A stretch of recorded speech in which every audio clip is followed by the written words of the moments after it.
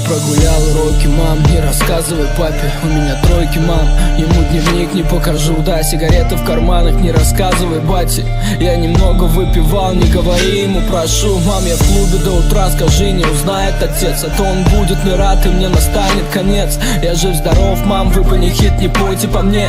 Нет, у нас никаких наркотиков нет. Нет, мам, друзья, это друзья, неплохая компания. Откуда взяли изъяны, вы их не знали с папаней. Мам, не мог дозвониться, мам, мало времени, жаль. Мам, я в больнице, поскорей приезжай. Мама, я умираю, мои фразы не абсурд. Мама, я умираю, не рассказывай отцу.